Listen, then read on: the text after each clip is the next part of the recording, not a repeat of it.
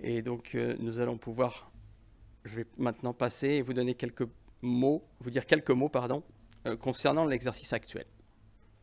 Alors, maintenant que donc, nous avons quelques informations supplémentaires sur notre stratégie financière concernant l'exercice actuel qui est différent de celle de l'année dernière. En effet, contrairement à l'exercice précédent, le préjudice qui vous concerne, vous, chaque membre de l'association, est bien supérieur en temps et en impact.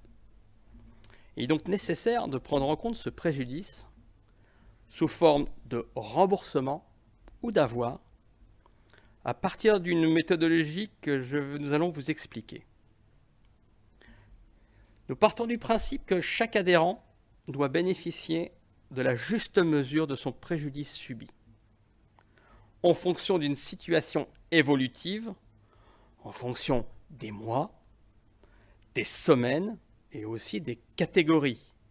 J'entends par la cotisation heure pleine, heure creuse, formations qui ont eu lieu sur les sites de Le Gallo ou de Longchamp, mais aussi la prise en compte des mesures gouvernementales par rapport à la fermeture de la halle, par rapport aux horaires des couvre-feux, qui nous a amené finalement, pour des personnes qui avaient des formations identiques, et je pense à nos tout jeunes sur les formations à Le Gallo et à Longchamp, et nos jeunes ont été très impactés, bien entendu, dès lors qu'ils avaient des formations à Le Gallo, puisqu'elle a été fermée, ce qui n'a pas été forcément le cas de leurs homologues à Longchamp. Donc, nécessité de prendre ces éléments en compte. Donc, en résumé, comme l'année dernière, les cours et les formations vont bénéficier de remboursement ou d'avoir au prorata temporis. Mais cette année, il y aura la mise en place de remboursement et d'avoir sur les cotisations pour tout le monde, enfants et adultes.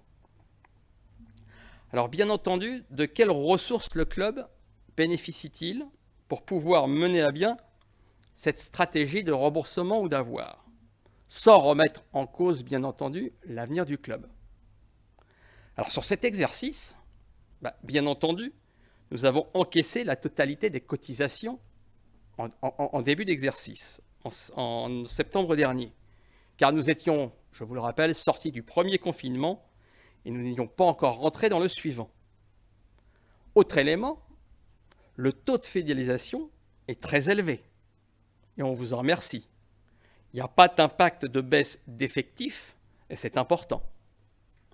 Ensuite, dans notre fonctionnement, bien entendu, nous avons des baisses de charges, notamment sur les entretiens des bâtiments, sur les achats, et il n'y a plus de compétition, ni en Pro A, ni au niveau de l'Open des 10-12 ou les tournois. Enfin, bien entendu, nous avons les salaires liés au chômage partiel et exonération de charges qui provoquent une baisse conséquente. Autre élément, nous n'avons pas eu de baisse au niveau de nos subventions. Nous avions eu le soutien de la Fédération française de tennis avec un plan de relance et de soutien, mais aussi, et on les remercie, le soutien inconditionnel dans cette période compliquée de la ville. Il est important de le souligner. Comme notre objectif obligatoire reste l'équilibre en fin d'année, nous allons bénéficier, bien entendu, du résultat financier 2019 que je vous ai présenté tout à l'heure, mais aussi du résultat prévisionnel favorable de l'exercice en cours. L'objectif de tous ces remboursements et de ces avoirs est de vous remercier pour votre fidélité. C'est important. Et de redémarrer un nouvel exercice avec, nous le souhaitons, de très bonnes conditions. Alors, pour l'impact chiffré sur les remboursements de cotisations, le calcul interviendra fin juin en fonction de l'évolution de la pandémie, et nous espérons de la fin de cette pandémie, et sera annoncé à chaque adhérent au moment du renouvellement des cotisations en juillet. À ce jour, Notre approche nous permettrait d'envisager un remboursement équivalent à plusieurs mois. Aujourd'hui, ce remboursement, il est estimé pour les membres du TCBB à 5 mois. Pour le fitness, précision, le remboursement sera bien évidemment sur des bases supérieures à 5 mois, compte tenu de la fermeture totale des salles.